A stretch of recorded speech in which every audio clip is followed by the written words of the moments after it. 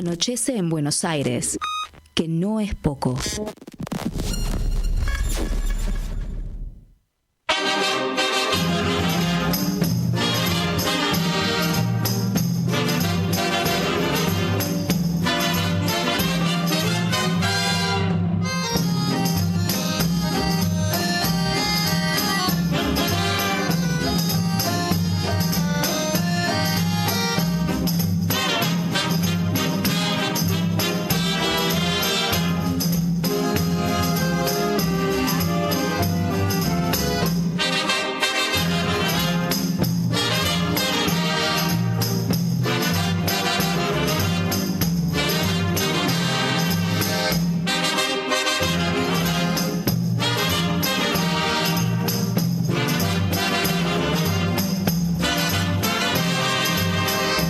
El domingo en la tribuna un gordo se resbaló.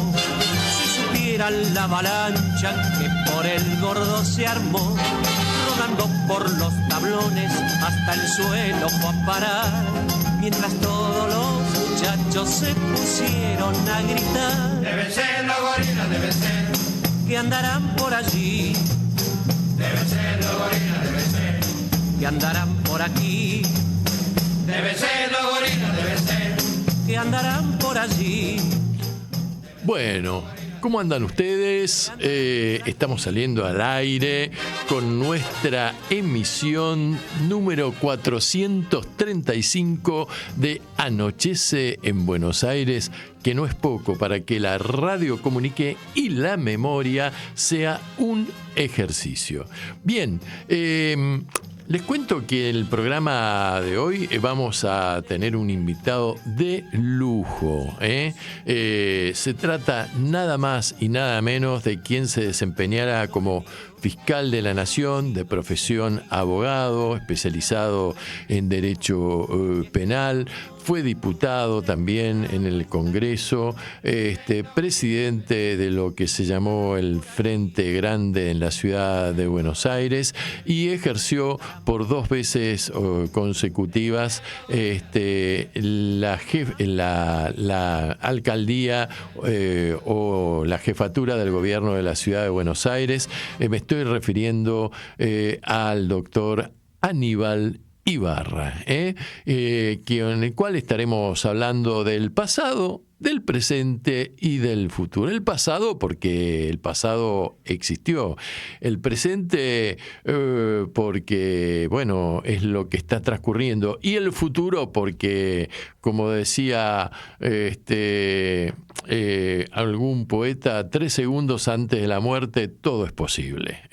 Así que, bien. Él viene de una reunión, nos prometió que iba a estar alrededor de las 19 horas, así que vamos a transcurrir la última hora de nuestro programa con Aníbal. Bien, bueno, vamos a dar paso a la editorial del día. Luego de su regreso, de su último viaje, el número 14, desde que asumió la primera magistratura del país, del presidente Javier Milei, ¿hacia dónde? Hacia Estados Unidos, con una escala de regreso al país que en Bolivia.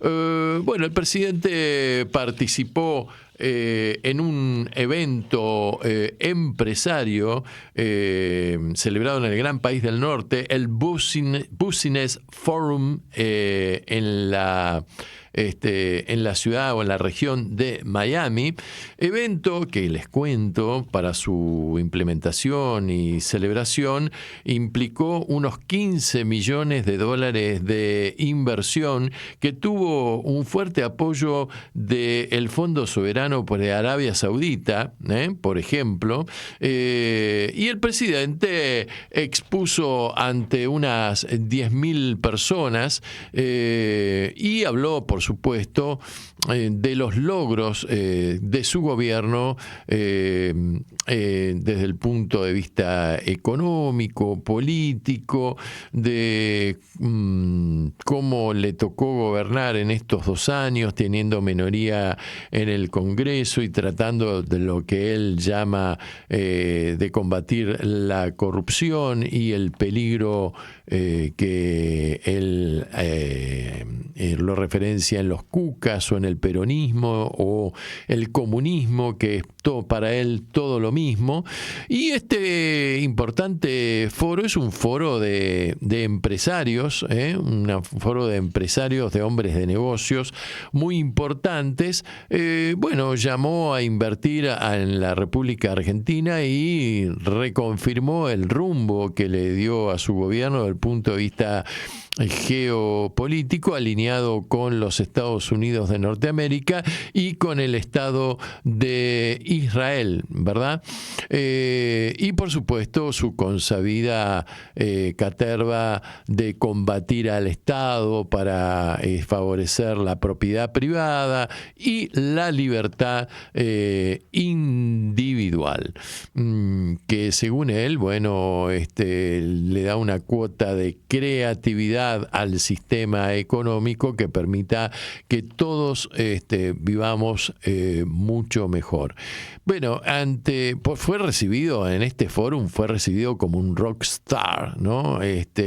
Vestido elegantemente con moñito de gala, riguroso traje negro, posó, firmó autógrafos, se le abalanzaron mujeres muy bonitas, se sacó fotos y filmó videos con ellas, en fin.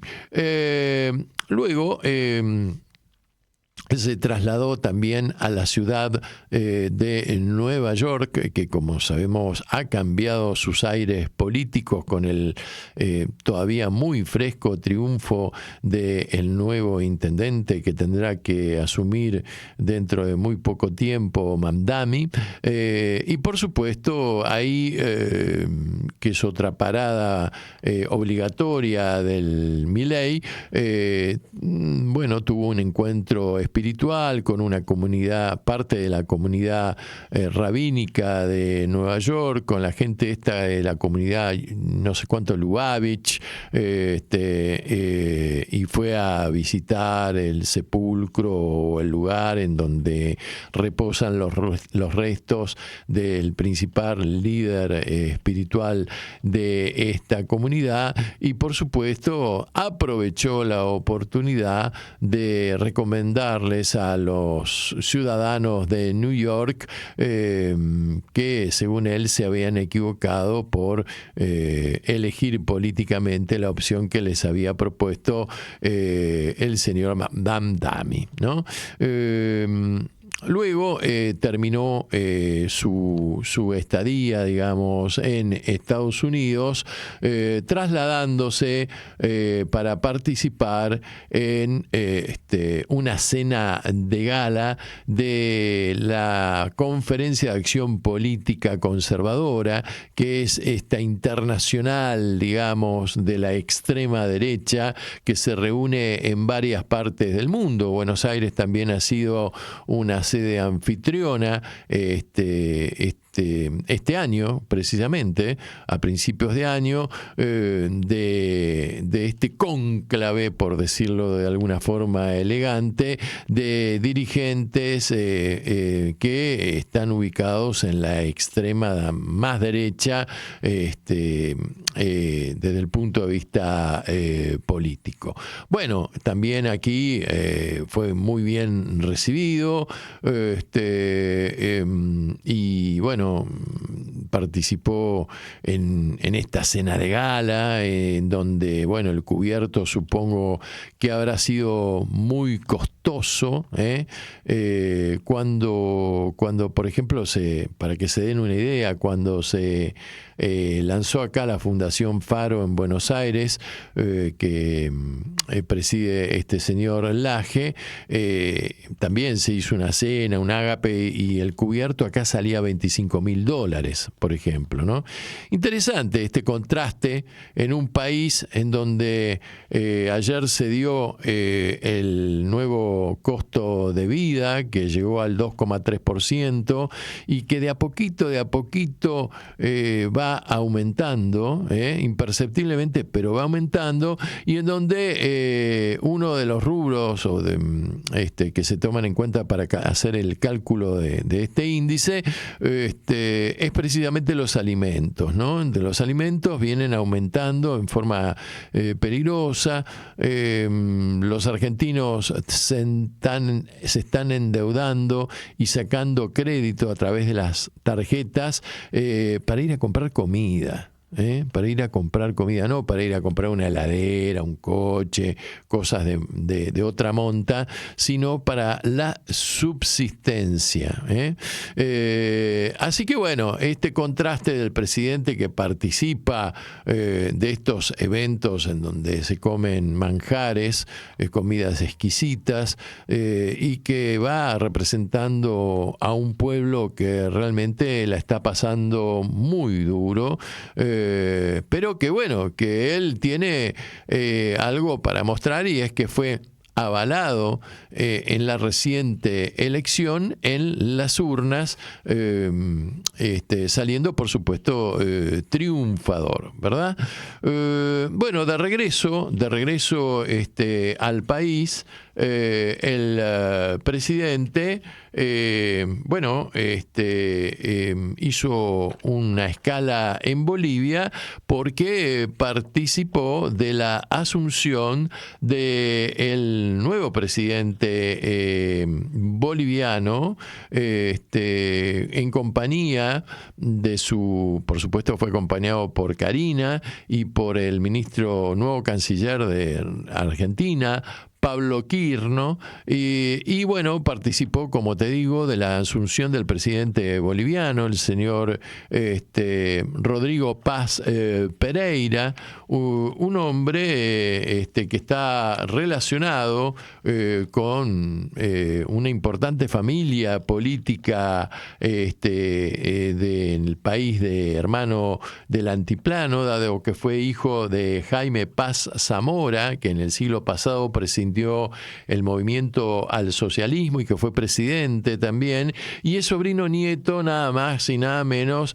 que de Víctor Paz Estenssoro, un hombre que hizo cambios estructurales en su momento en la sociedad boliviana, estableciendo, por ejemplo, una reforma agraria, ¿no? Paz Estenssoro, creo que es el Partido Social Cristiano, o algo por el estilo, ¿cómo se llama? Su partido. Es un hombre que nació en el exilio. Él nació en el exilio en España, mientras había dictadura militar en su país, y bueno, ganó las elecciones por una importante diferencia de votos. Luego se dedicó a la política, fue diputado, fue alcalde y senador en el departamento de Tarija,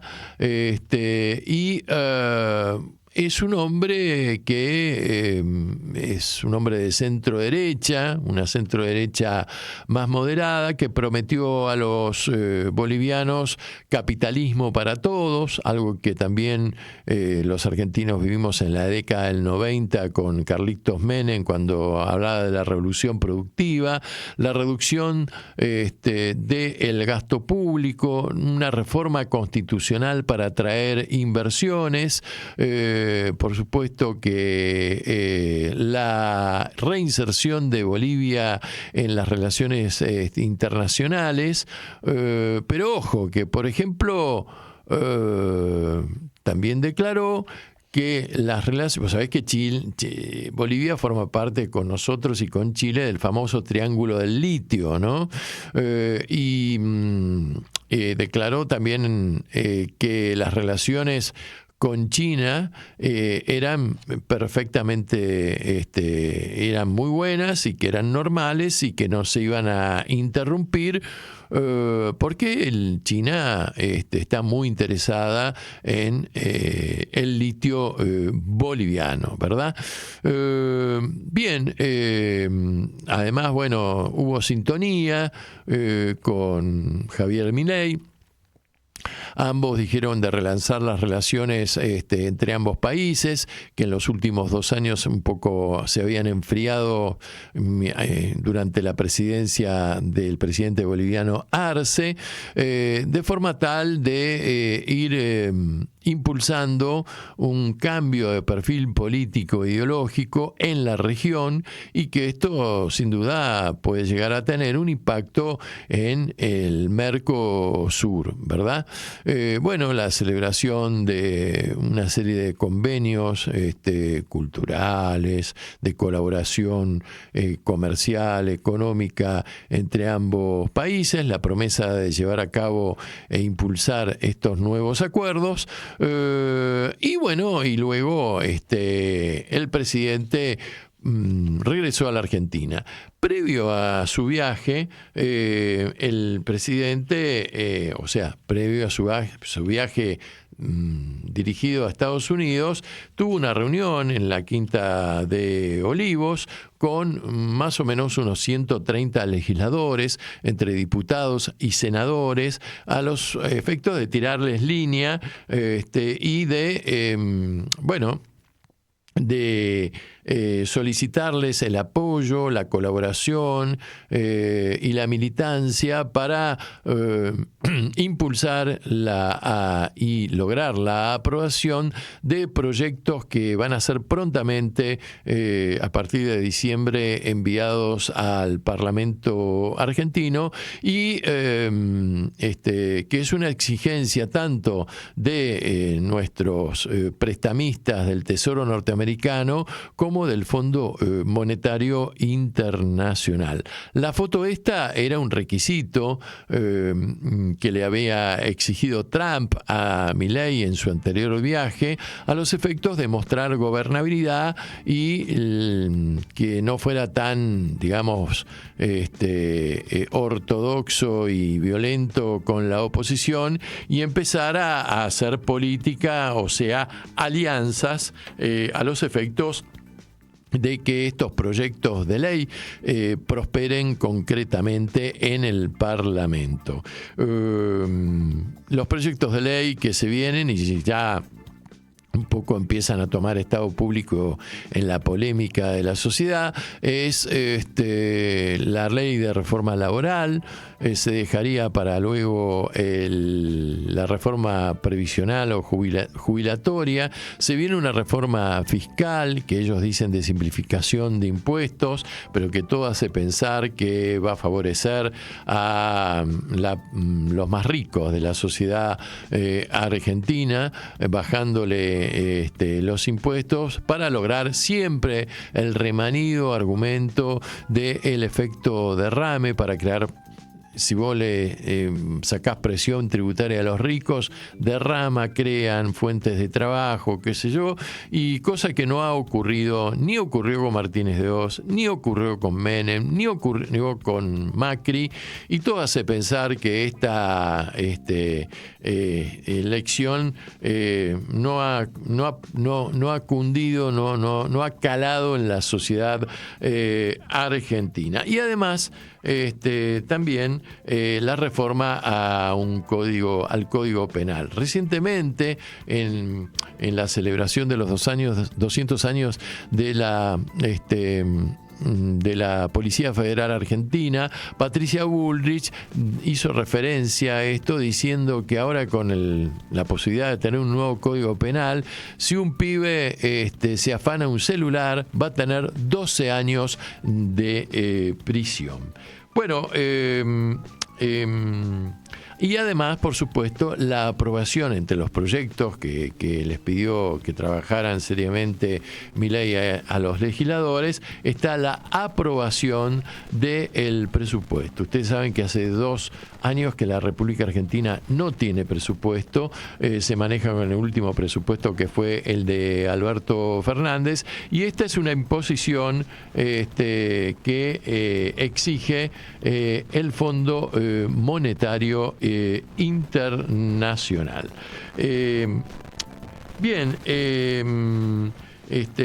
además, bueno, a los legisladores les fue regalado un ejemplar de la Constitución Nacional en una bolsita de color violeta para que vayan estudiando cómo es la actividad parlamentaria. A todo esto también asumieron los nuevos ministros, Manuel Adorni como nuevo jefe de gabinete en reemplazo de Franco, de Guillermo Francos. Ayer el colorado Santilli, que encabezó la lista en forma testimonial de diputados de la provincia de Buenos Aires, y que ganó por el 0,002%, pero ganó. Y que hizo una promesa y prácticamente se rasuró su cabellera, y que tendrá el compromiso, el trabajo de no solamente negociar con los gobernadores, sino también como una especie de nexo entre el Ejecutivo y los legisladores para sacar adelante los proyectos libertarios.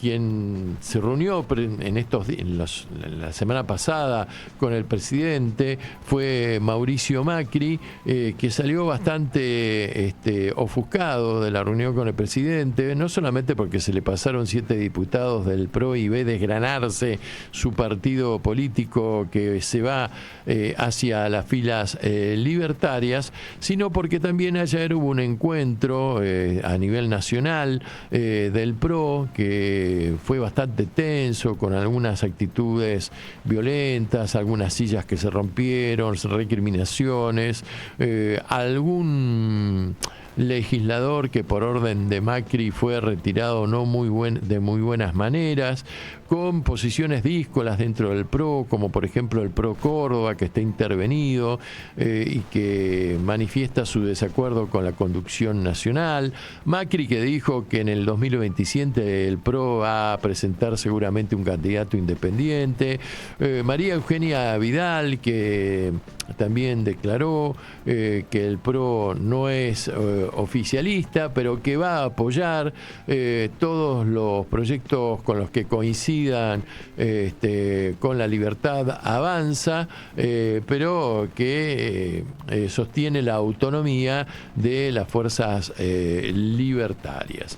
Bueno, quien está muy empoderada en este momento cada vez más es Karina Milei, y se dicen que son pareja Lule Menem, que fue el gran armador político de la provincia de Buenos Aires, y también, por supuesto, su primo, o mejor dicho, su hermano Martín, en la presidencia de la Cámara de Diputados. Y habrá que ver la interna que mantienen, esta sorda interna que mantienen con Santiago Caputo, que lidera las fuerzas del cielo, que se hablaba de que podía tener a cargo, dejar de ser asesor y pasar a tener un cargo ministerial y ubicar a su gente en distintos otros ministerios, como el Relaciones Exteriores.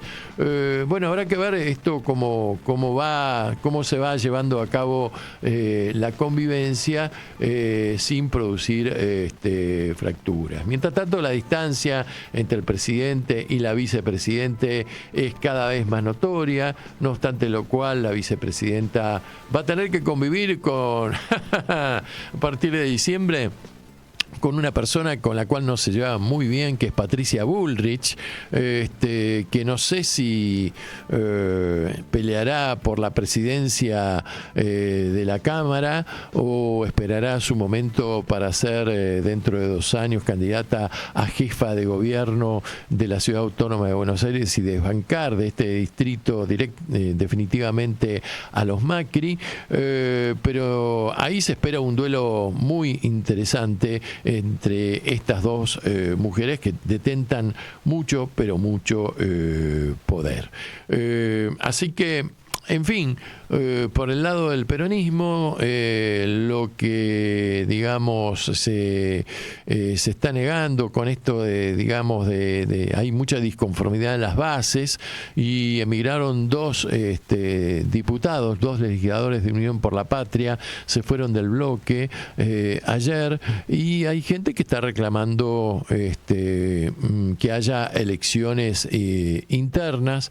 Afloran algunos dirigentes, como el ex gobernador de San Juan, Uñac, algunas voces como la de Jaldo, otra se rumorea de que un posible candidato, bueno, a participar de esta interna sería el gobernador de Santiago del Estero, Zamora, pero bueno, las cosas se mueven, ha habido una derrota, hay replanteos que hay que efectuar, y cada vez que el peronismo ha podido oxigenarse en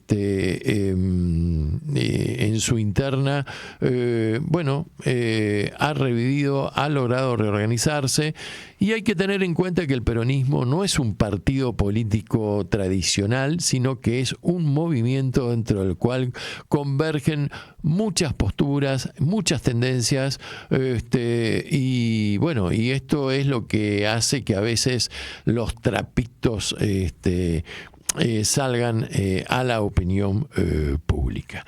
Bien, te propongo que escuchemos un poquito de música. Lo que ha perdido un poco, me parece, la Argentina, la sociedad argentina en los últimos años, es el humor. El humor sano, no el humor agresivo, del gaste, del escrache, a veces un humor que camina ahí al filo de la violencia.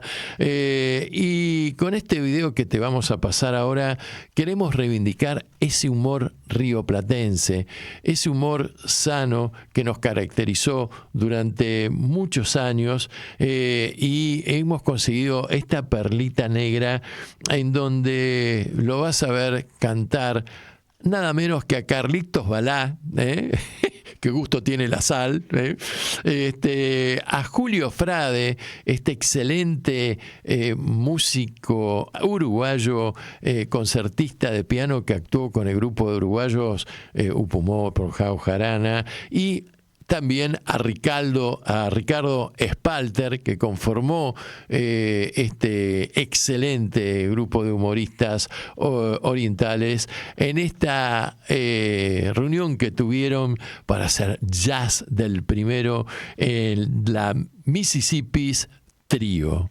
Escuchalos porque es una maravilla.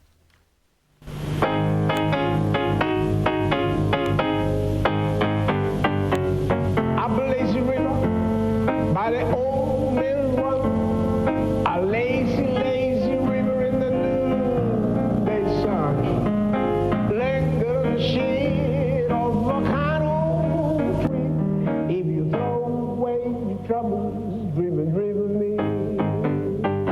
Up the lazy river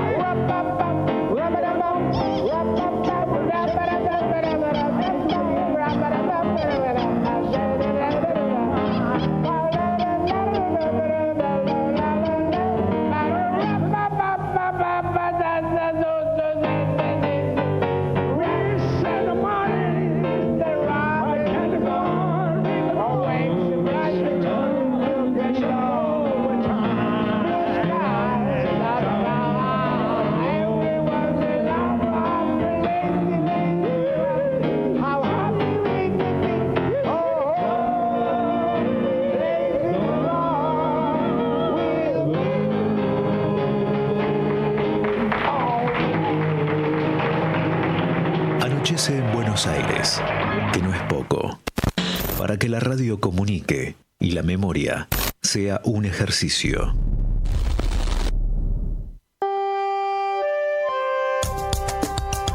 Qué música que te pasamos en este programa. No te podés quejar, ¿eh? Una maravilla. Aparte, todo esto hace nuestra identidad cultural, cultura rioplatense, cultura de la buena, ¿eh? Que reivindicamos semana a semana en nuestro programa.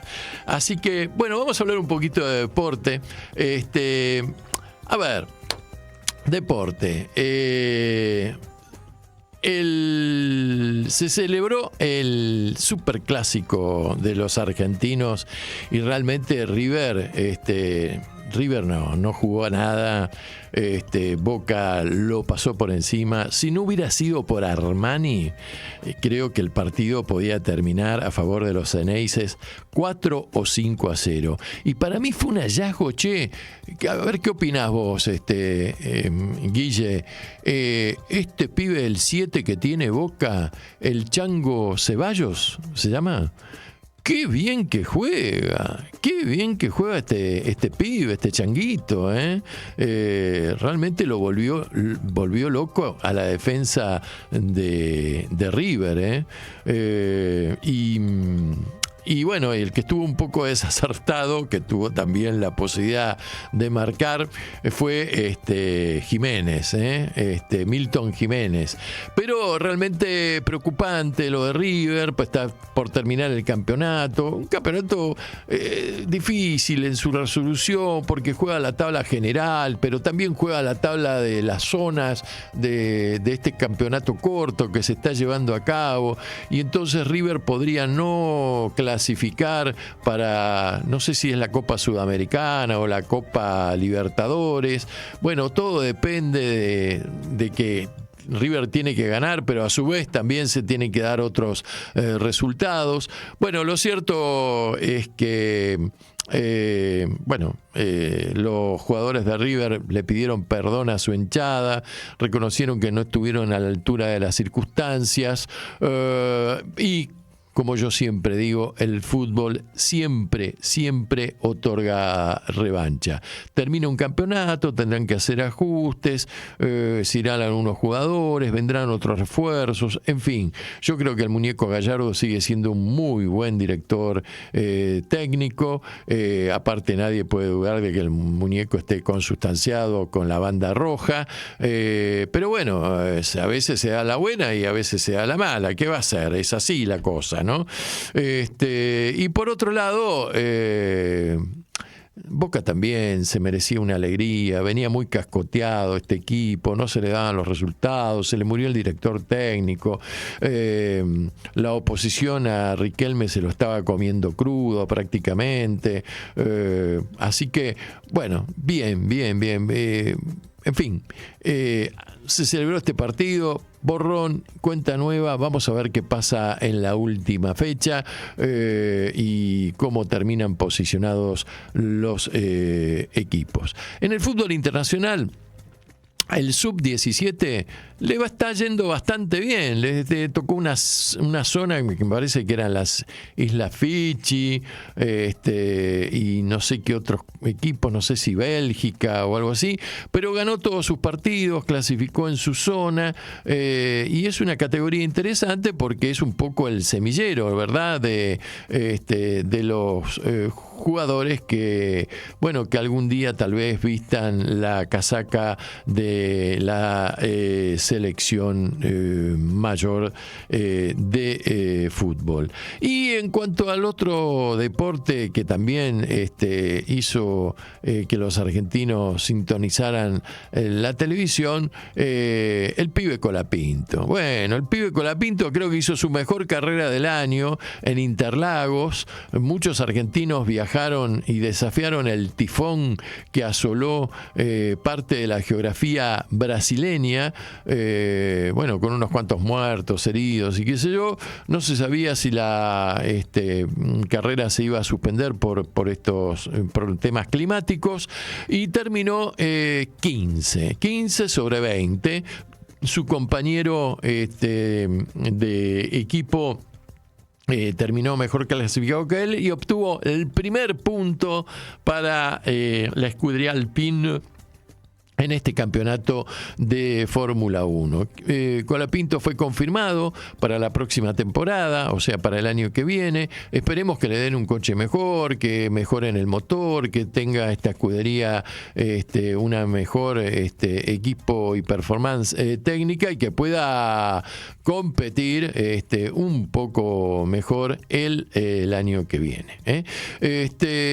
Y bueno, y así, y hablando de fútbol, te cuento que en el conflicto que mantiene Trump con la oposición demócrata y que llevó a que después de 5 o 6 semanas de nuevo hubiese un acuerdo y de nuevo abriera y se pusiera en funcionamiento el gobierno federal norteamericano, en este tire y afloje, Trump está presionando a los gobernadores demócratas diciéndole: muchachos, si ustedes me siguen haciendo manifestaciones, oposición, que me recurren a la justicia y no me pueden garantizar la seguridad dentro de sus propios distritos, como el próximo Mundial de Fútbol se va a celebrar en Estados Unidos, México y Canadá, yo voy, y hay algunas de las sedes van a ser en territorio gobernado por los demócratas,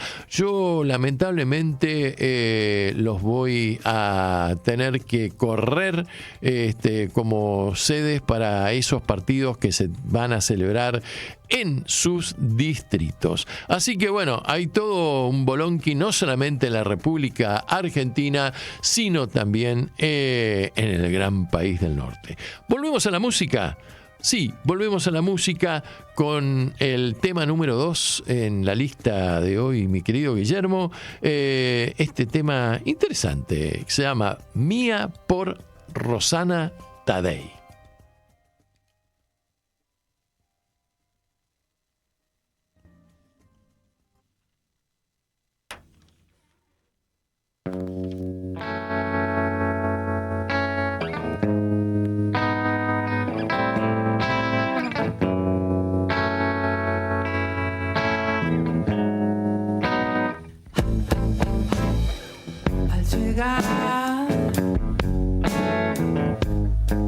Trajo una porción de sueños al llegar, trajo el canto de la estrella más cercana. Al llegar cantó la nota que faltaba, entonando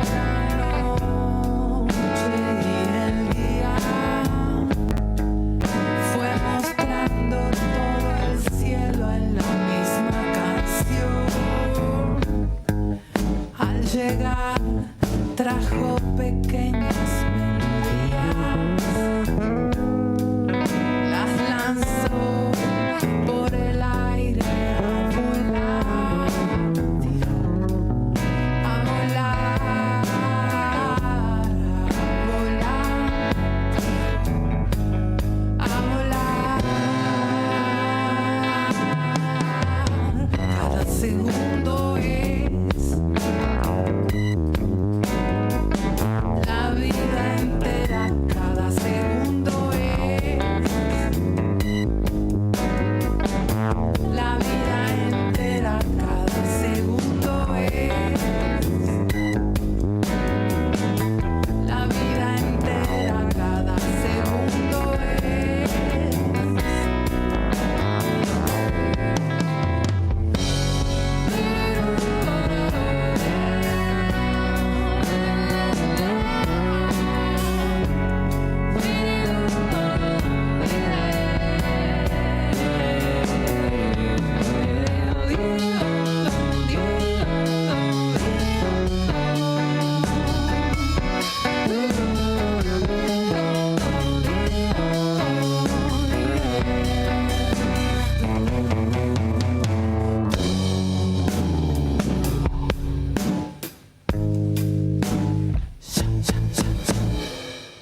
llegar,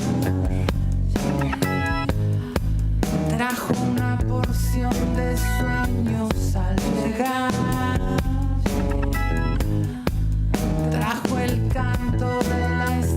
estrella más lejana.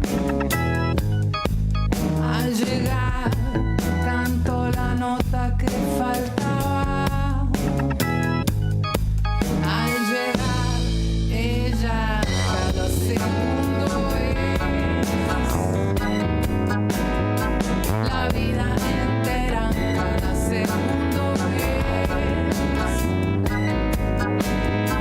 la vida entera, cada segundo es la vida entera, cada segundo es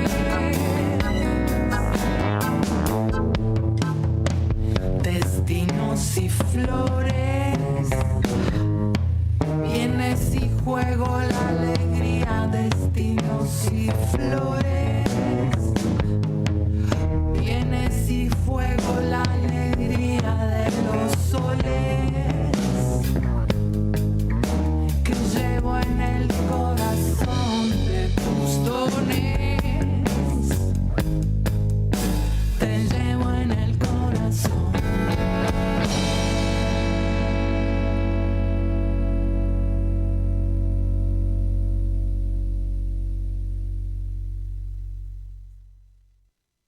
Es en Buenos Aires. Que no es poco.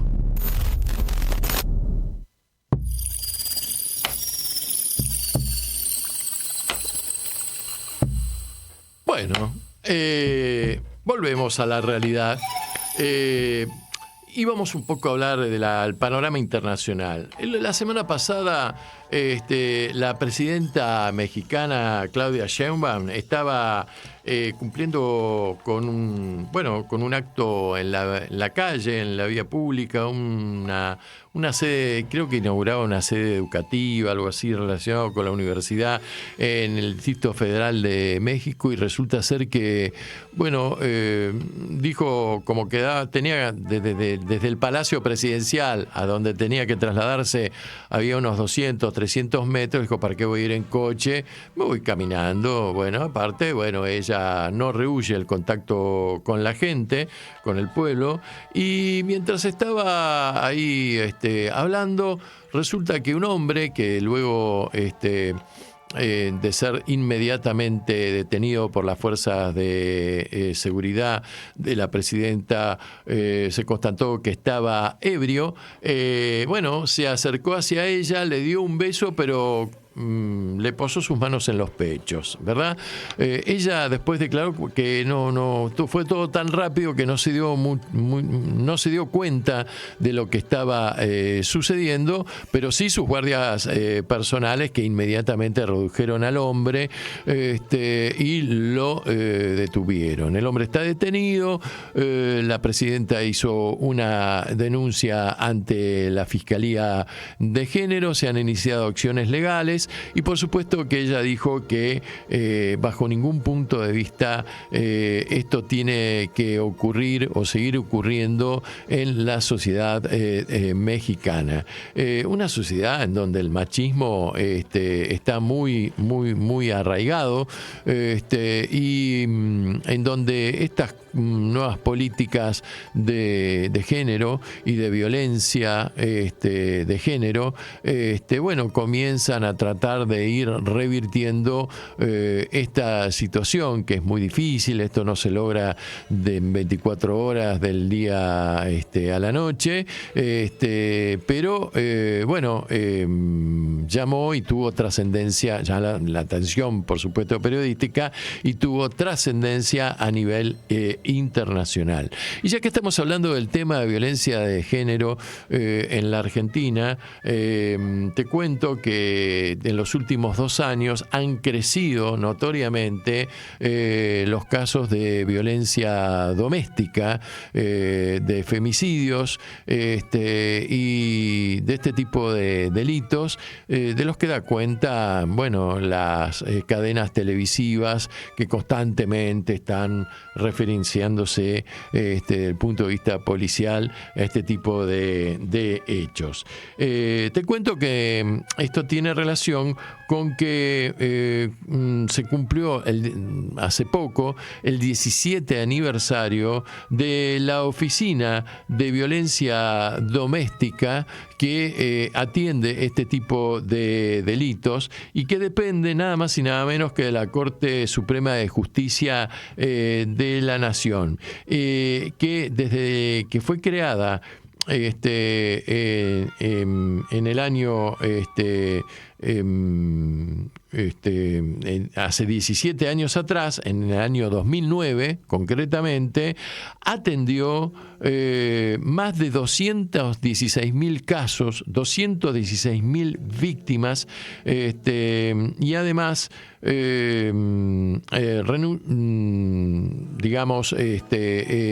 recibió unas 164.497 denuncias.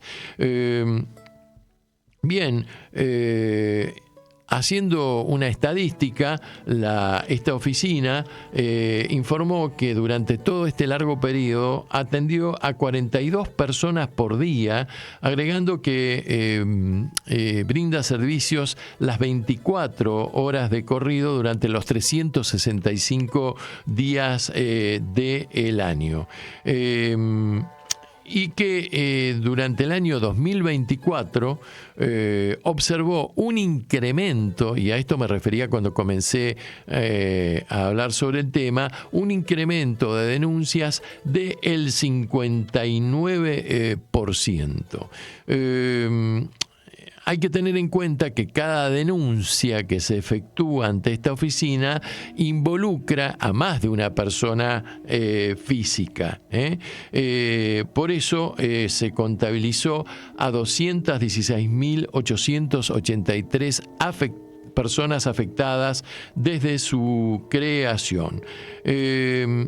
Lo que implica que 12.700 personas fueron afectadas por este tipo de violencia doméstica por año en estos últimos 17 años.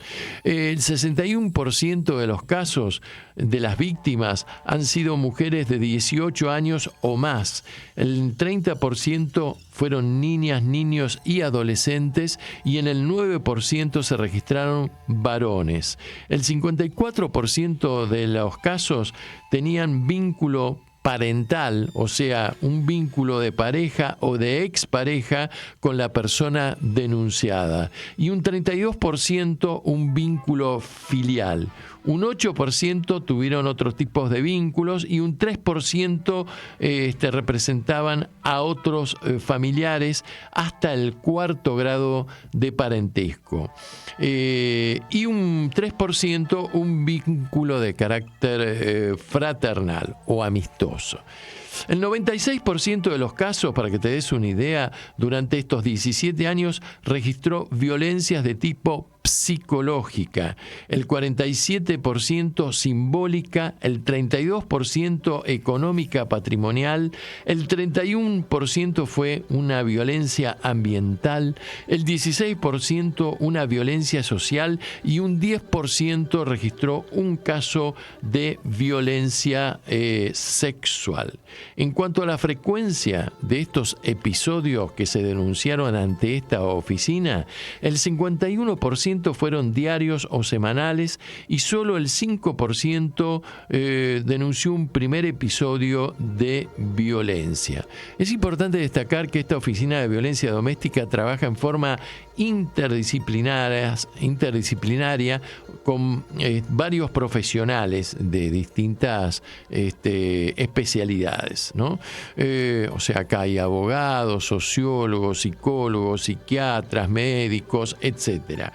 Y el 39% de las situaciones tratadas fueron de riesgo altísimo o alto, mientras que el 49% fueron medios o moderados, y en el 12% de los casos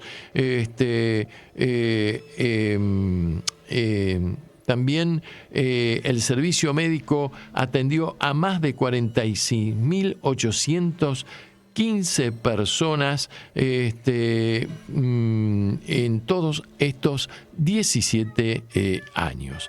Bien, vamos a más música.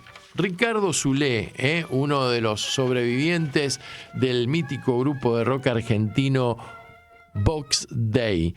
El tema, Al Rey, a mí y a vos.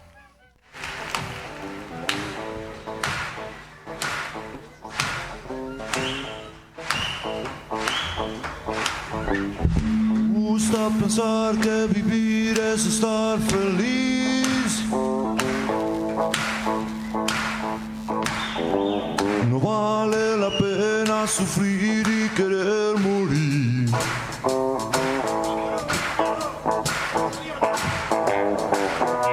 Es mejor pensar que el sol nos premia con su calor al rey, a mí y a vos. Me gusta por la mañana echarme a andar, pisando las hojas secas en algún lugar.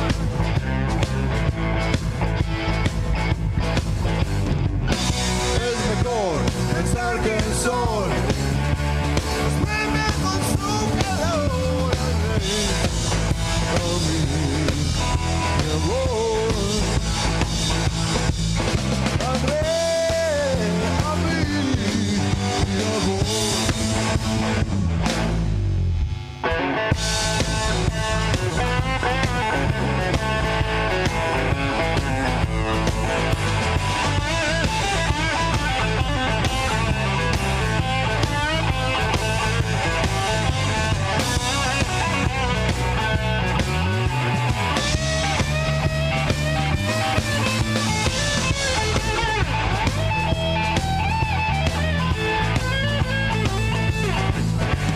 Me gusta por la mañana echarme a andar,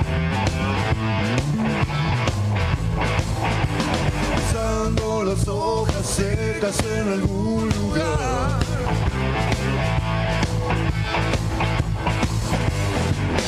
Es mejor pensar que el sol nos premia con su calor al rey, a mí y a vos. Al rey, a mí y a vos. Al rey, a mí y a vos.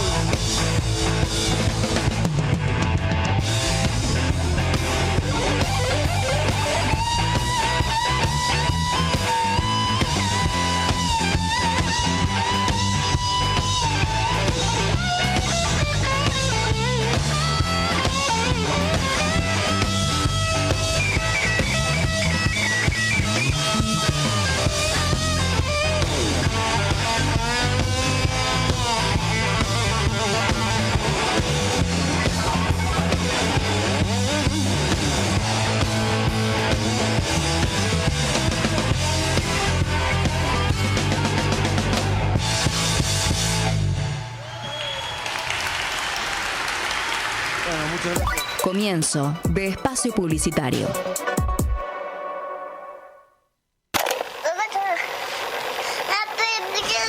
Esta es la voz de mi nieto. La grabamos en el patio de casa unos días antes de que lo secuestraran. Pedro, así se llama mi nieto, fue secuestrado el 3 de septiembre de 1976. Desde ese momento lo estoy buscando. Siempre pienso en Pedro, en cómo estará, si jugará al fútbol, si estará estudiando, si tendrá novia. A veces creo que si escuchara su voz la reconocería. Me encantaría que diga abuela. Pedro existe. Su abuela aún lo busca. Si tenés dudas sobre tu identidad o crees que sos hijo de desaparecidos, comunicate con las abuelas de Plaza de Mayo. 4867-1212. Totalmente distintos, pero encajando perfectamente. Un espacio donde estamos todes. Piezas de realidad.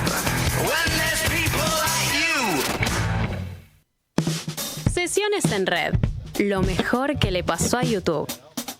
No es arrogancia, no es fantasía, es profecía. Sesiones en red. La música que vos elegís. Una panacea radial. Entre tanta lengua suelta. Transmisión de señales En el universo online. Aguante. Totalmente distintos, pero encajando perfectamente. Aguante. Aguante. Cadero promueve la erradicación de las violencias en línea o digital en todas sus formas. La violencia digital contra mujeres y niñas o jóvenes es cualquier acto de violencia cometido, asistido o agravado por el uso de la tecnología, de la información y de las comunicaciones por Internet y medios electrónicos. La violencia en línea puede incluir ciberacoso. Consiste en el envío de mensajes intimidatorios o amenazantes. Sexting, en el envío de mensajes o fotos de contenido explícito sin contar con la autorización de la persona destinataria. O el doxing, la publicación de información privada o identificativa sobre la víctima. Digamos no a cualquier forma de violencia. Comunícate al 144 durante las 24 horas, los 365 días del año. Es anónima, gratuita y nacional. Este es un mensaje de Cadero, Cámara Argentina de Radios Online. Aguantá todo lo que quieras, pero que sea con nosotros. Aguante. La realidad en el medio. Dale, suscríbete. Aguante. Durante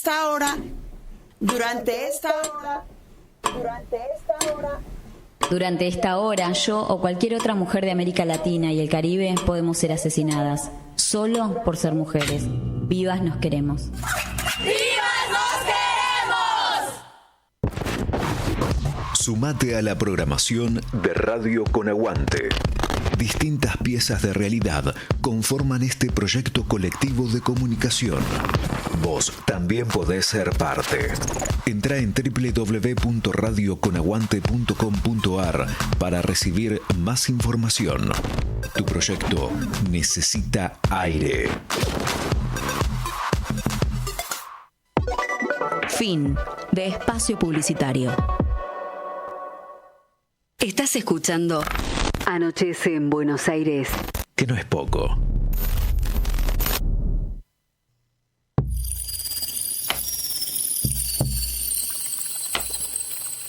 Bueno, estamos esperando un momento a otro a Aníbal Ibarra, me acaba de llamar recién que está muy cerquita de la radio, así que, bueno, a ver,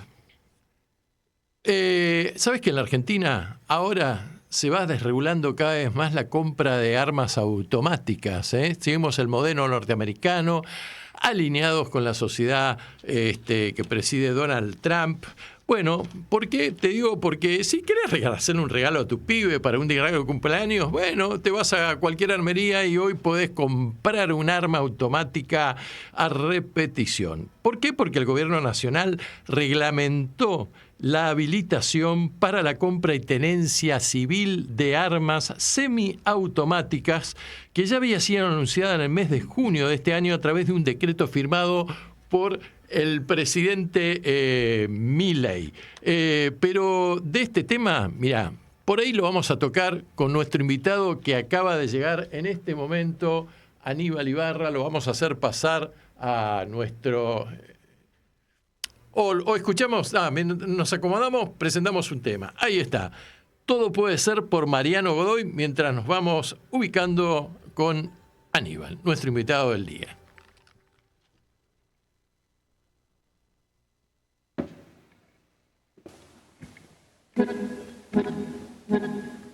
Hay en tus ojos de niño una alegría, un carnaval, una canción que va a viajar de mi guitarra a tu luna. Ay, qué bonitos acordes, deja que suenen de verdad. Son dos acordes nada más, mujer y hombre, humanidad. Una mañana de que nace es una buena noticia.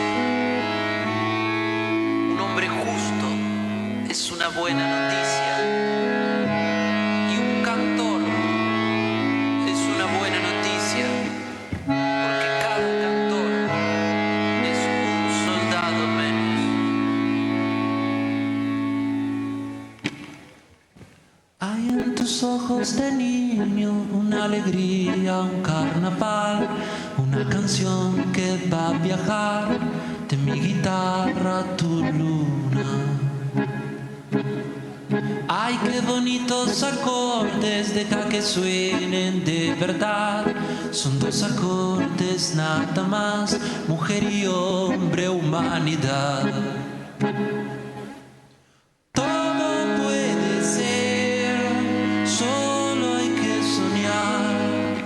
Nada hay que saber, solo saborear. Todo puede ser, solo hay que soñar. Nada hay que saber, solo saborear.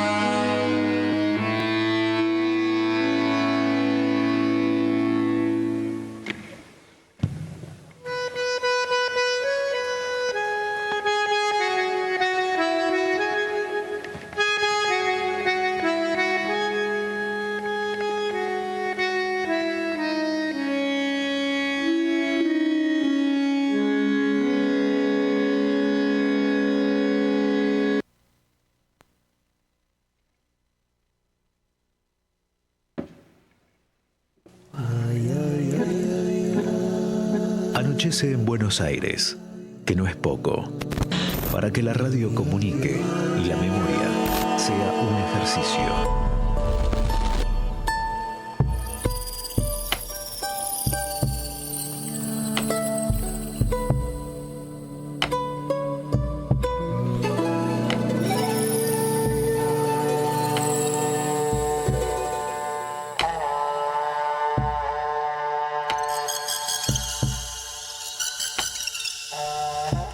Bueno, ahora sí, nos hemos apropincuado, estamos tranquilos.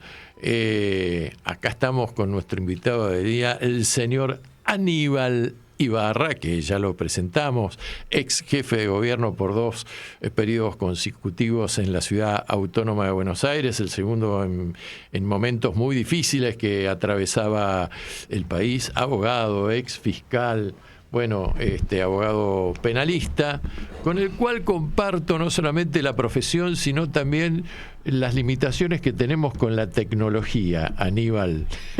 Porque yo te voy a contar una anécdota. A ver. Yo con tu hermano, que tenemos el estudio a 300 metros, una vez a la semana nos reunimos al mediodía y es mediodía de empanadas. Y hace como 15 días, 20 días atrás, no sé, un mes atrás, estábamos comiendo empanada y suena el celular de Rolando desesperado con una voz que le dice: Rolando, ¿cómo hago para la página? Porque no puedo entrar, que el formulario, que esto, que patatín, patatero y qué sé yo. Y entonces yo asistí a esta conversación, Rolando conteniéndote, diciendo: no, vos tenés que hacer así, así, porque Rolando es un enamorado de la tecnología, ¿no? Y la entiende aparte, ¿no? Sí, era un... Y le dije: ¿quién es este? Y me dice: no, es mi amigo, es mi hermano Aníbal, que es como vos. No, yo ni soy ni muy ni tan.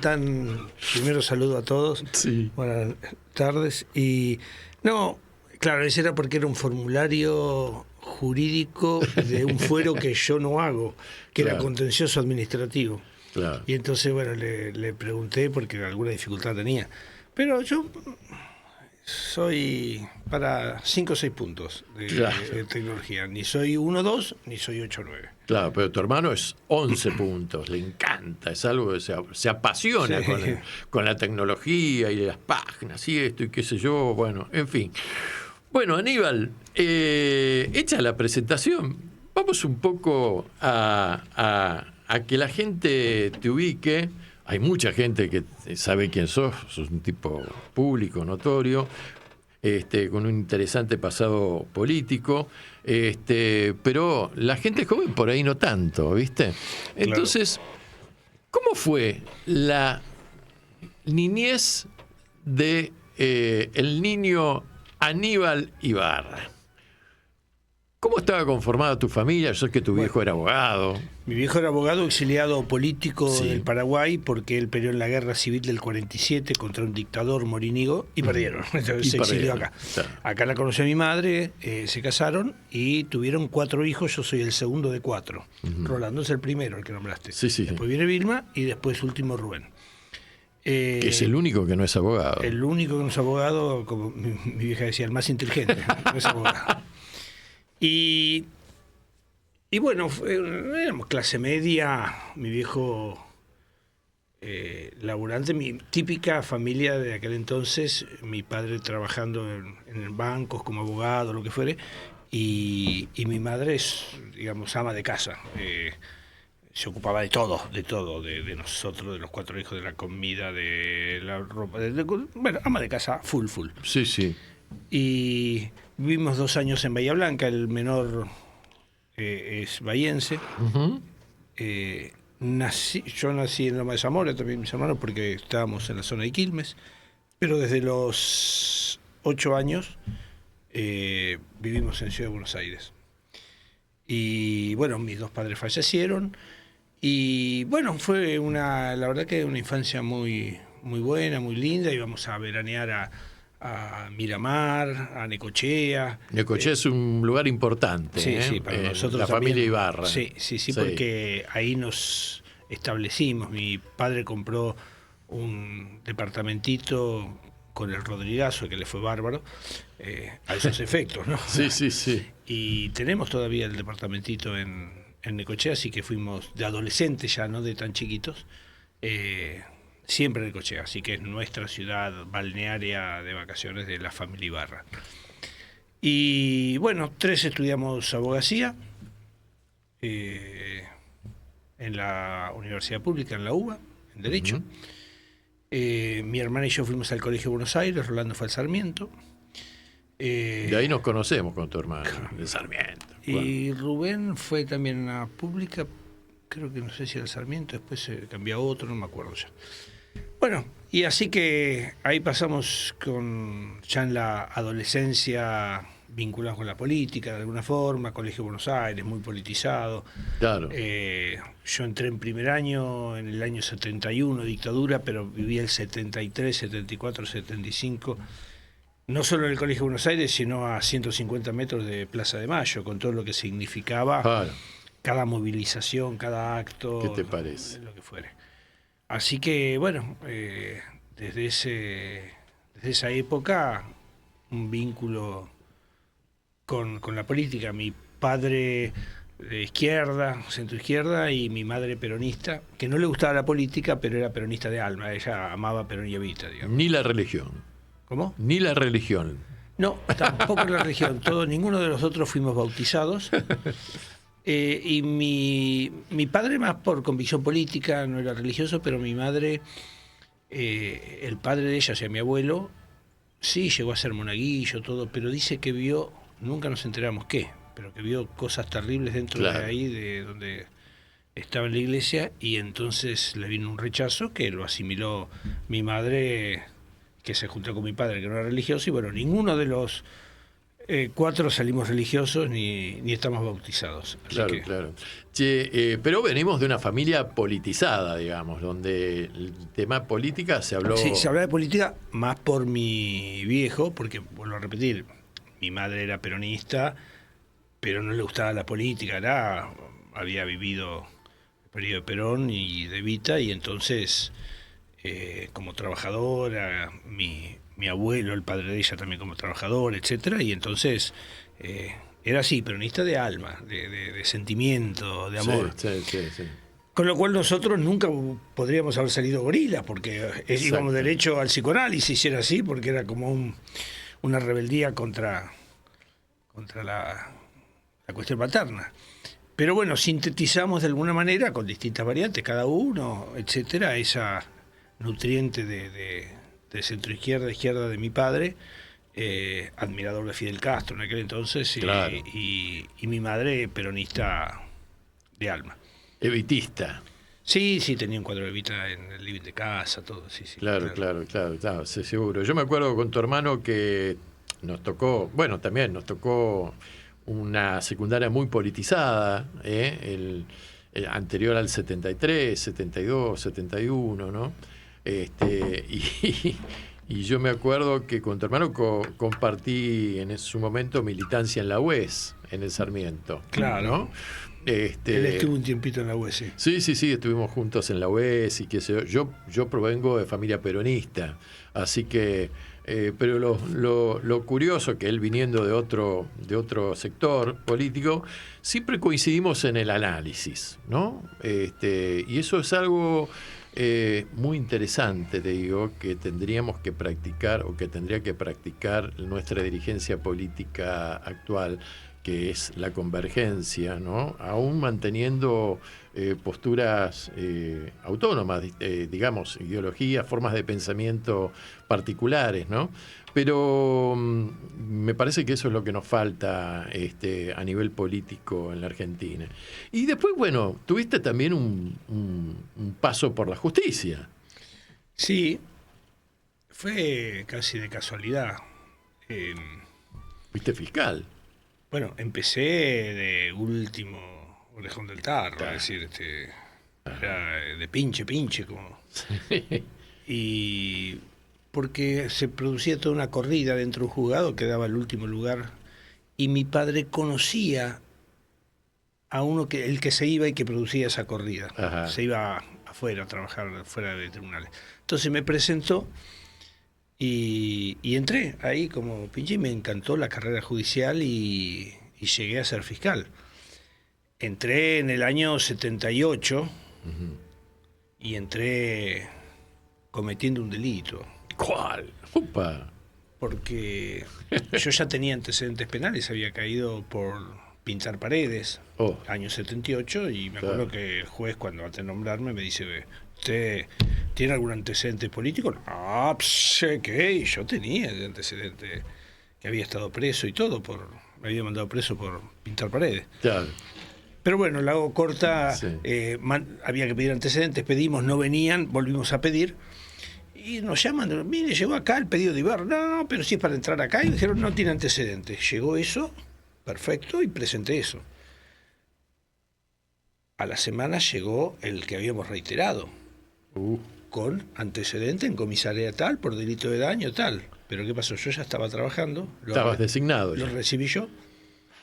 Nadie se enteró. Por eso rompí un documento público, cometí delito y ahí pude entrar a tribunales. Así que nadie se enteró que yo tenía ese antecedente. Y bueno, hice toda la carrera judicial y terminé como fiscal federal. Hermoso cargo el de fiscal. Con colegas que eran muy buenos fiscales. Ya era periodo democrático, así que era otra cosa. ¿Y qué casos tuviste como fiscal federal? Y yo tuve el caso de López Rega AAA. Ah, ¿trabajaste con Servini de Cubría? No, ahí la causa esa la tenía... No me acuerdo qué juez, si era Blond, no me acuerdo. Que incluso viajamos varios fiscales por la extradición de López Rega. Que ¿Lo conociste al brujo? Estuve con él varias veces, claro. Estuve ahí en Miami cuando se fue el juicio de extradición, pero ahí no tuvimos contacto directo. Pero después cuando declaró indagatoria, yo era el fiscal. Yo estaba ahí al lado de él. Y después lo fui a visitar un par de veces a la prisión, que estaba ahí frente al Colón. Era una unidad carcelaria. Ajá. U22, unidad 22. Sí, frente al Colón, sí. Frente al Colón, que es U22, sí. Sí, Viamonte. Ahí Viamonte. Y después tuve el secuestro de Sivak, tuve las causas de los chicos secuestrados por la dictadura. Era una comisión de un par de fiscales que trabajábamos en eso, así que estuvimos todo con la creación del banco de datos genéticos, etcétera. Tuve Aníbal Gordon también con un AAA. Qué personaje. Bueno, y el copamiento de Aeroparque, cuando fue la sublevación durante el gobierno de Alfonsín, también fui fiscal ahí. Así que bueno, tuve varias causas. Y decime, no todo el mundo tuvo la oportunidad de conocerlo a López Rega. ¿Cómo te impactó? No, porque vos conociste un López Rega que ya no tenía el poder. conociste un López Rega que venía Yo jugado. de estudiante secundario fui anti-loperreguista, Por obviamente. supuesto, claro. Y es más, estuve en la Plaza de Mayo el día que de ahí renunció y lo Que nombraron la UOM convocó ministro plenipotenciario, Sí. se fue afuera. Sí. O sea que estuve ahí en la concentración que lo echó a Sí, López sí, Rega, por decirlo de claro. alguna manera. Pero después, bueno, cuando lo detienen, le hacen la acusación a Miami, ahí lo veo y lo veo entrar, claro, detenido, esposado. Era una imagen de un anciano, Sí. o sea, el contraste de aquel López Rega con poder a este que estaba... es más, si no tenías claro qué personaje había sido, esto te da pena, porque era un viejito. así. Bien. Y lo mismo cuando lo vi en indagatoria, etcétera, que él dijo, me acuerdo, yo me enteré de la existencia de la AAA por los medios de difusión, o sea, por lo que se decían, pero no, bueno. Y la última vez que lo fui a ver en la Unidad 22, Ujú. y ella estaba enfermo, Era diabético. pero no coordinaba. Ah, Entonces, además de estar con una musculosa, muy más viejito, no intentaba hablar, pero hablaba y contaba que de chico pintaba y después saltaba otra cosa, o sea, era imposible seguirle el hilo. mirá vos. O sea que ahí ya era Se le- previo a la muerte, un deterioro Deterioro bien. grande, así que lo vi en distintas etapas a López Rega, ¿no? Sí. Pero sí, mucha gente que por ahí nos escucha no sabe quién es López Rega, porque los chicos jóvenes nosotros, porque tenemos varias décadas en la mochila, pero bueno, personaje importante en la Argentina en la década del 70, ¿no? Claro. Y fue todopoderoso, además, Sí, claro. ¿no? Responsable de Y la... yo lo acusé como fiscal en la AAA y le pedí prisión perpetua. Lo que pasa es que él murió antes de la condena, o de la sentencia, mejor dicho. Claro. Y todo quedó ahí. Todo ahí. ¿Qué va a ser? Te propongo que escuchemos un poco de música. ¿Te gusta la música? Sí, claro. Mi amigo Federico Nietzsche decía que la vida sin música sería un grave error. Y compuso música, y muy buena. No, ¿eh? Hemos pasado música... Yo la disfruto, pero soy de madera para los ritmos, los tonos, la melodía. Bueno, vamos a escuchar un tema que se llama Todo puede ser, por Mariano Godoy. Y luego retornamos con Aníbal Ibarra en esta charla. Vamos. Ah, ¿ya lo pasaste? Bueno, entonces vamos con La Resentida. La Resentida, una gran cantante, hija de Tigre, Luciana Yuri, sobrina de Leonardo Fabio, una gran cantante folclórica. Y aparte un tema de esos, bien, tierra adentro. ¿Quién es? ¿De La Resentida? No, ella es Luciana Yuri. Sí, claro, Epa, es una voz espectacular. ¿Pero cómo? Por supuesto. Vamos con Luciana Yuri, que le encantó acá a Aníbal. Dale. La conozco.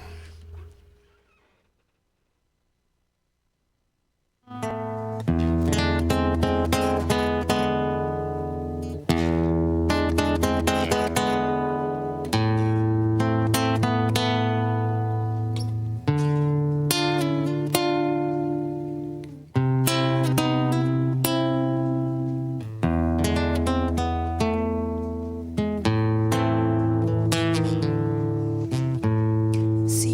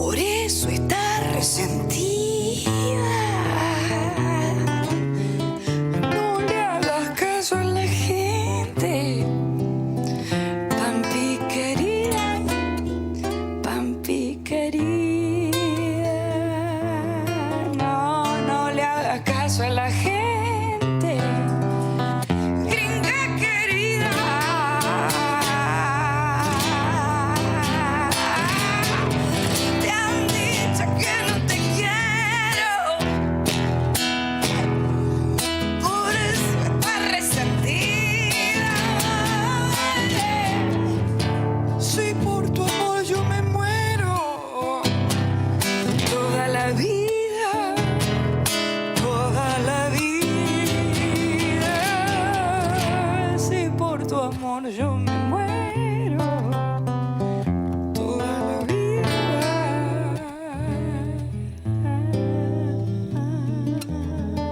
Pobre mi corazón, cansado de llorar, busca en mi pecho la calma, dueña de mi alma, dueña de mi alma. Busca en mi pecho la calma, dueña de mi alma y mi corazón.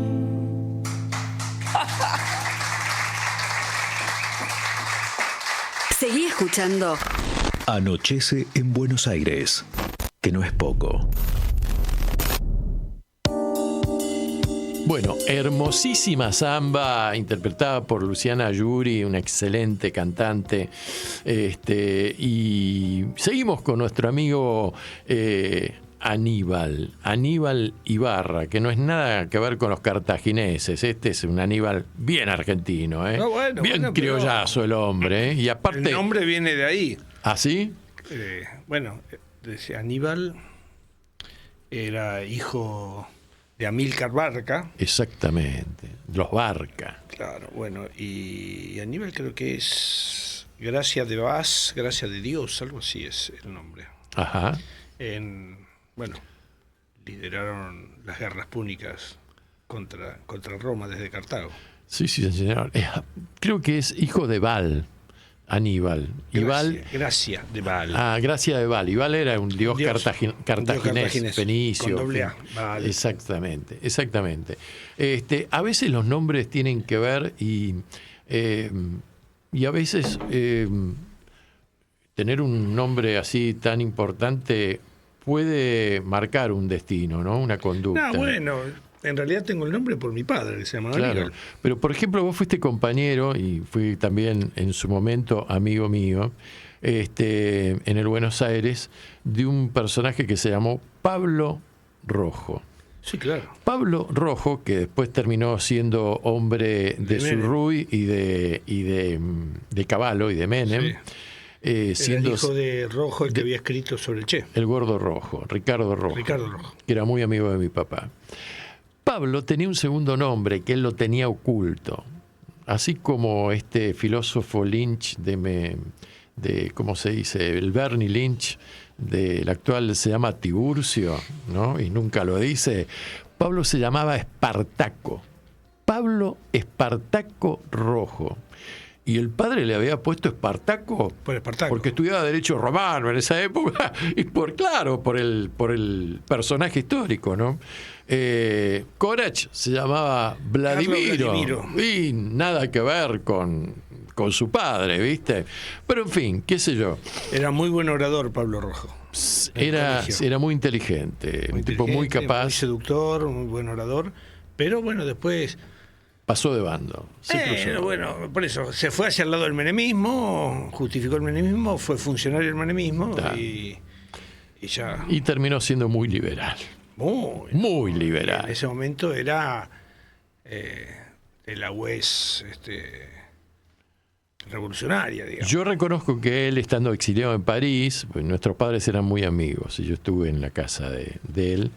Él la pasó mal en el exilio, corrió la coneja, pero tuvo una gran cosa que fue que estudió. Muchos argentinos en el exilio no aprovecharon. Él estudió economía en la Universidad de Vincennes, en París. Pablo se levantaba para ganarse unos mangos a eso de las 3, 4 de la mañana, estaba en una esquina y contabilizaba cuántos coches pasaban, por ejemplo, para hacer estadística, y que se le tiraban unos mangos. Bueno. Pero bueno, yo un día le dije en su casa y después no nos vimos durante varios años, no le cayó muy bien, pero yo le recriminé que él, con su pasado, con su papá, con su pasado en el Buenos Aires, desde mi punto de vista había decepcionado a mucha gente, ¿no? Sí, bueno, es verdad, y no se la bancó, un líder político peronista, de izquierda, etcétera. Muchos que militaron con él terminaron desaparecidos, muertos, asesinados por la dictadura. Claro, bueno, él tuvo la suerte de poder irse. Y cuando vuelve liberal. Eso choca, más allá de que él tiene todo el derecho del mundo. Pero por supuesto. Choca. Claro. ¿Cómo fue el salto de Aníbal Ibarra, funcionario judicial, a la política? Bueno, yo tuve un conflicto dentro del Poder Judicial porque siendo fiscal, ya con el menemismo, fui uno de los 2 fiscales que sostuvo la inconstitucionalidad del indulto. Es decir, el indulto dictado por Menem, en mi caso era Arguindegui, precisamente por la detención de Menem en Las Lomitas era la causa, nos mandaron una instrucción de que no había que cuestionar el indulto y que lo aplicáramos. Y yo desobedecí la orden y dije que era inconstitucional. Y otro fiscal que en ese momento ya falleció, una excelente persona, Hugo Cañón, que era de Bahía Blanca, fuimos los dos únicos de la Argentina que planteamos la inconstitucionalidad del indulto. Todos los demás admitieron el indulto. Todos los que tuvieron que dictaminar, ¿no es cierto? ¿No? Y bueno, ahí nos sumariaron, nos pidieron la cesantía, todo, que al final no pasó nada, pero bueno, yo ya dije, vamos a irnos enteros a ejercer la profesión, la docencia, etcétera. Claro. Cambiemos de aire, renuncié. Y al poco tiempo de estar trabajando en la profesión, Chacho Álvarez y Juan Picafiero me propusieron ser candidato a concejal. Primero que me uniera, di unas charlas con ellos contra la corrupción, contra el menemismo, etcétera. ¿Ya se había constituido el Frente Grande? No, era el Grupo de los 8. El Grupo de los 8, sí. Y bueno, me presenté como candidato a concejal, saqué el 3% y entré. Mirá. Ahí ya, bueno, ya estaba en la política. Cosa que yo siempre estuve vinculado, porque desde el Y te presentaste como Frede Juso era. El Frede Juso, Frente de la Justicia Social, algo así. Que era Fernández Mejide, la candidata a diputada, y yo el candidato a concejal. Ella no entró, pues sacamos 3%, para entrar de diputada era 6% que se necesitaba, y yo con 3% entré justito. Mirá. Como los judíos por el Mar Rojo, se abrió así, ¡yum! Pasé. Y ahí, bueno, tuve conflictos y denuncias contra Grosso, Escuela Shopping, hice varias participaciones políticas que fueron relevantes. Bueno, fui constituyente nacional, constituyente de la ciudad, después legislador y jefe de gobierno. O sea, hay un montón en lo que es la carrera política. Fui 3 veces legislador, una concejal, constituyente nacional, constituyente de la ciudad, jefe de gobierno 2 veces. Así que tuve un trayecto político con lo bueno y con lo malo que tiene la política, pero la verdad que un periodo muy, muy lindo y bueno, en el lugar en que me tocó estar. Claro. ¿Qué es lo que ocurre cuando el político, en tu caso, ¿no? Cuando vos estás en política, bueno, hay una exposición cotidiana, pública, la gente te llama, los medios, los canales, te hacen notas, hay, qué sé yo, denuncias, vos contestás las denuncias, hay calor político, hay debate político. ¿Qué pasa con el político cuando se retira a su vida privada? Y hay un periodo de transición, se extraña, no se extraña. Yo puedo decir lo que me pasó a mí. Sí, por supuesto. Yo, por suerte, mientras estuve en política, no perdí contacto con la realidad. O sea, voy a dar tips. Sí. Yo iba al supermercado, yo con el carrito, cada 10 días me iba a comprar todo el supermercado. Claro.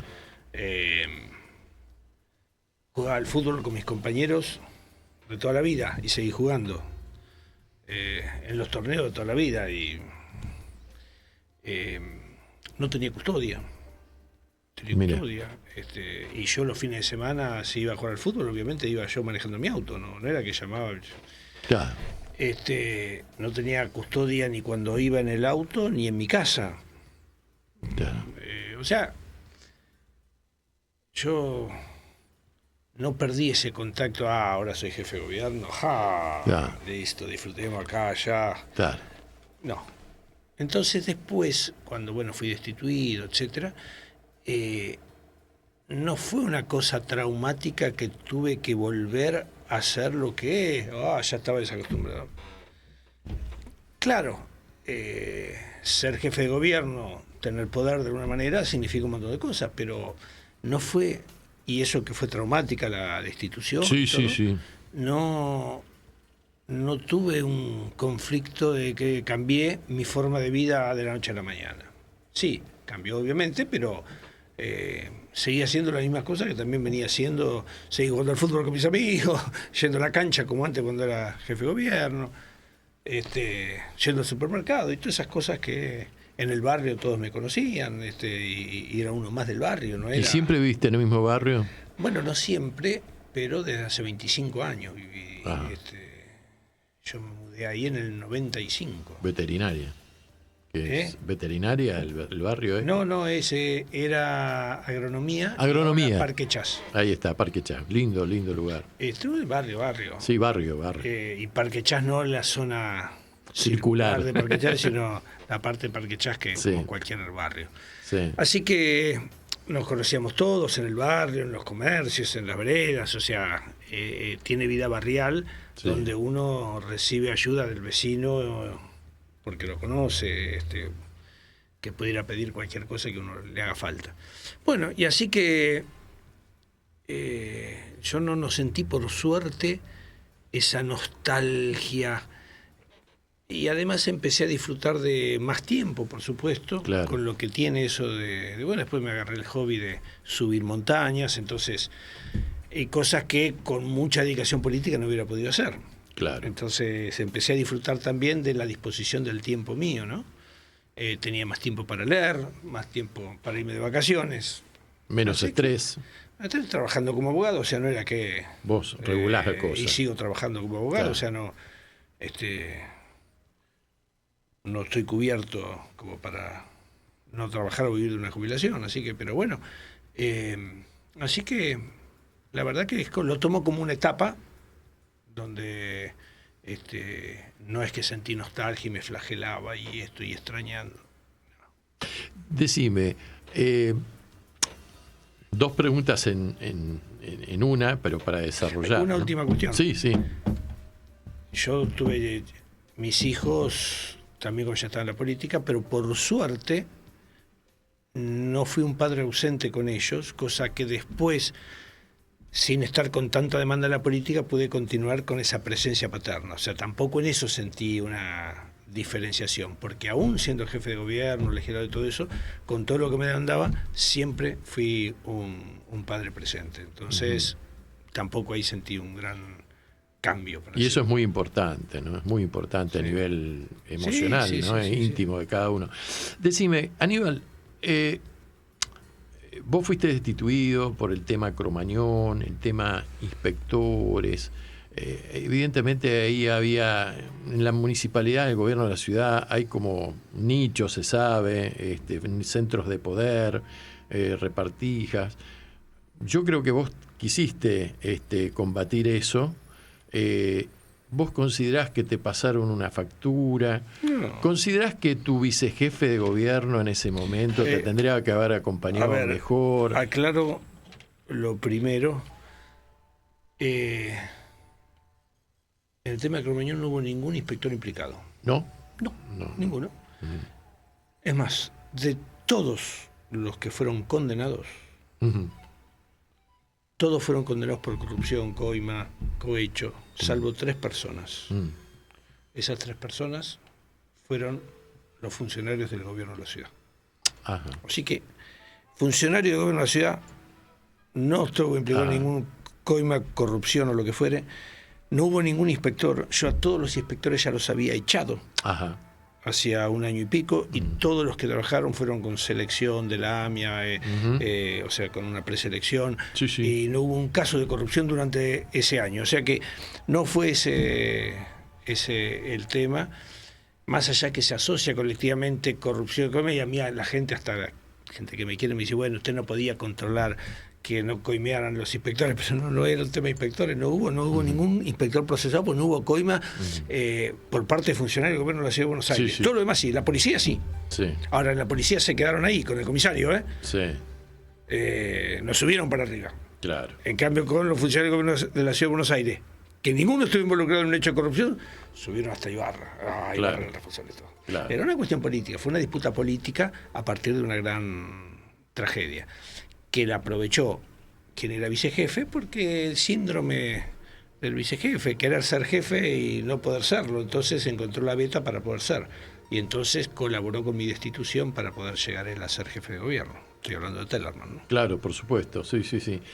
Y decime una cosa, Aníbal, ¿estás pensando en volver a la política? Estoy, yo lo que pasa que ¿Existe no estoy el Frente Grande todavía? Sí, claro, ¿Con bueno, qué yo pensás soy que podría? presidente del Frente Grande de Capital. Así que estoy trabajando en política con perfil bajo, pero voy a actos, voy a eventos, a marchas. Así que estoy despuntando el vicio de la política, pero no metido para cargos electorales o algo así. Así que estoy en un equilibrio aportando y facilitando o apoyando o estimulando que otros jóvenes tomen la posta, pero estoy en política desde el Frente Grande, trabajando políticamente desde allí. Y decime, ¿cómo ves la situación a la luz de este fenómeno nuevo que tenemos en la política argentina, encarnado en Milei, el resultado de las últimas elecciones? ¿Cómo ves qué es lo que falta? ¿Qué es lo que está ocurriendo con el campo nacional, popular, digamos? ¿Qué puedes aportar desde el punto de vista? ¿Te parece que no hay autocrítica? ¿Te parece que a ver, nosotros es necesario creo que el campo recambio popular tiene que mostrar futuro, entusiasmar, enamorar con futuro, porque obviamente desde la teoría cualquiera va a decir que es mucho mejor una sociedad donde lo que produce y la riqueza que produce se distribuya mejor y no que se la queden unos pocos, donde haya un Estado que haga obra pública y no que no haga obra pública. Siempre un buen gobernante era que hacía caminos, puentes, túneles, gasoductos, y ahora no ninguno, o un gobernador que haga viviendas, etcétera, ahora nada, y entonces desde la teoría nadie puede estar, o por lo menos la gran mayoría tiene que estar de acuerdo con un Estado que redistribuya, que esté presente, que esté presente en las necesidades de muchísima gente, que haga obra pública, pero eso tiene que ser llevado adelante por gente que también entusiasme, que convoque, que abra los brazos en términos de no que se encierre y la gente está cansada de esas disputas internas también, mirando hacia adelante. Entonces, creo que nos falta mucho, en este sentido lo digo, de la convocatoria, de hacer... desde el peronismo es la fuerza política central para reconstruir esto, pero tampoco tiene que ser la única, hay que convocar a muchos sectores, que hay mucha gente que no es peronista o que es antiperonista, también se pueda sentir involucrada y se pueda sentir parte, porque va a estar de acuerdo en un Estado presente y no un Estado chiquitito y que esté a la orden de los que más tienen. Y entonces, pero es como decirle, bueno, no importa de dónde vienen, vamos a ponernos de acuerdo hacia dónde vamos. Y para esto es necesario amplitud y dirigentes políticos que entusiasmen de esta manera a grandes sectores de la sociedad. Mira, si esto no ocurra, ¿qué pasó? Vino uno que dijo vamos a luchar contra la casta política y ese discurso entró. Y la casta política era el peronismo, la casta política... Porque después, hizo todo lo contrario. Se juntó con Patricia Bullrich, que no solo es de la casta política, sino que es más saltimbanqui que ella, no hay. De Montoneros hasta acá. Por eso, entonces, pero yo creo que logró exacerbar mucho odio sobre la base de muchas cosas que no se habían hecho bien, y con un trabajo fuerte de los medios de comunicación, echándole la culpa al peronismo de todo. O sea, marcando como si el peronismo fuera el único sector político que tiene corrupción y todos los demás son honestos, limpios. No, la corrupción atraviesa todos los sectores políticos. Ni de este lado son todos santos, ni del otro lado tampoco, pero la justicia, los medios, todo impulsan solo de un lado y pareciera que solamente hay corrupto de un lado.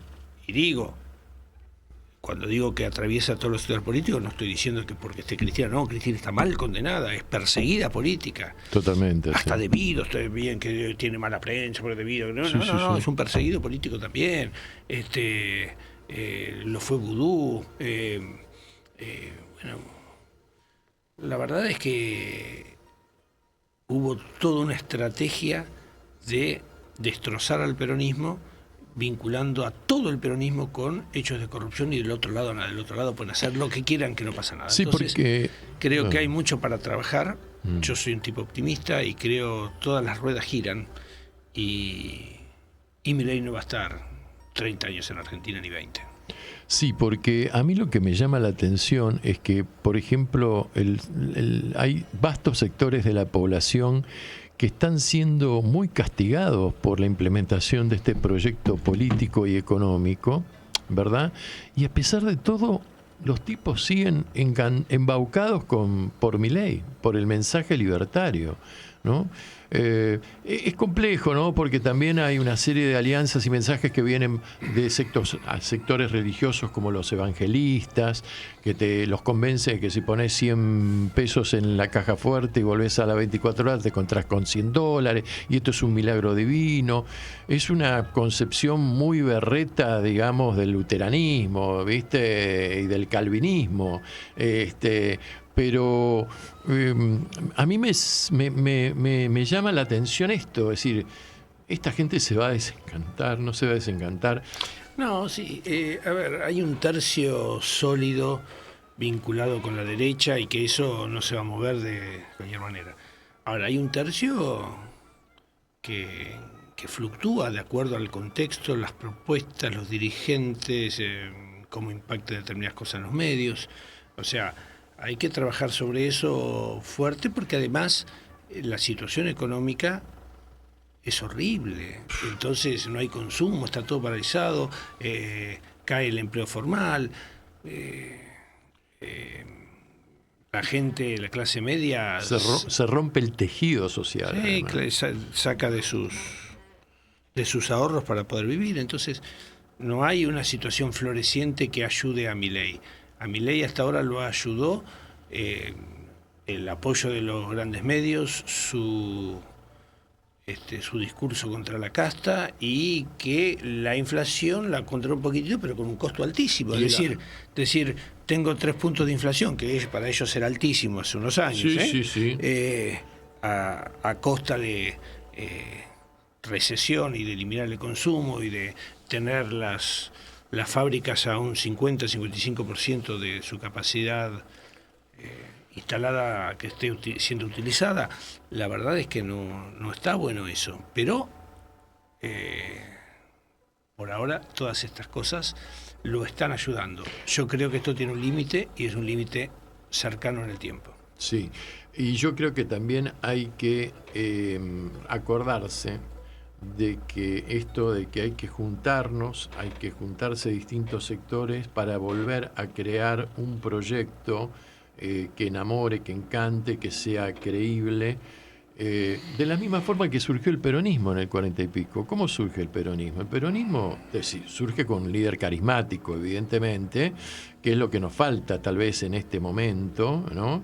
Pero es la confluencia de sectores del radicalismo desencantado, sectores de la social, del cristianismo, sectores de comunistas, anarquistas, socialistas, hasta conservadores populares, nacionalistas, y todo esto, la habilidad de Perón lo hizo amalgamar y creó no un partido, un movimiento, y este movimiento fue un movimiento de masas espectacular, que es un fenómeno único, diría yo, en Occidente, si queremos dividir el mundo. Muchos le han dado un certificado de función y se levanta y sigue vivo.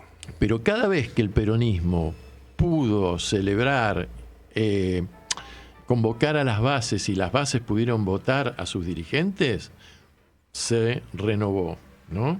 Es lo que le pasó, por ejemplo, con Cafiero y Herminio Iglesias, ¿no? En su momento, porque si te pones a pensar, Herminio Iglesias con dirigentes como Vittel, Herminio Iglesias, Lorenzo Miguel, era un espanto, ¿verdad? Después sucedió la renovación con Menem, si querés, que fue efímera, ¿verdad? Pero cada vez que pudo tener esa posibilidad, resucitó. Y en este momento me parece que es una necesidad de las bases. Los muertos que vos matáis gozan de buena salud. Exactamente. Bueno, mi querido Aníbal, la verdad, un placer tenerte en este estudio. Y estamos en contacto permanente. No, gracias por la invitación. Y bueno, si perdieron mucha audiencia con este reportaje, no me echen la culpa, ¿eh? No, hubo gente que nos escribió gratamente con tu convocatoria, digamos. Yo te voy a pasar el video porque lo pasamos el sábado, se lo mando a los oyentes, para los que no pudieron escuchar en directo. Si querés te incorporo al grupo de oyentes de nuestro programa, si vos querés. Y decirte que cualquier cosa que tengas para comunicar, acá tenés un micrófono abierto. Muchísimas gracias. Más allá de la relación con Rolando y que estamos en contacto extraoficial, extra radio. Bueno, señores, fue Aníbal Ibarra, que vuelve por sus fueros, y atenti, que puede, ¿por qué no escucharlo, con las propuestas que tiene que darnos seguramente? Y nosotros nos volvemos a encontrar dentro de 7 días en esto que se llama Anochece en Buenos Aires, que no es poco, para que la radio comunique y la memoria sea un ejercicio. No se vayan del dial, porque ahora viene un programón que se llama Paladar Negro, unos compañeros que reivindican toda la cultura africana en nuestro país, que es muy grosa y ha sido muy negada por nuestra historia oficial. Chau, nos vemos. Radio con Aguante.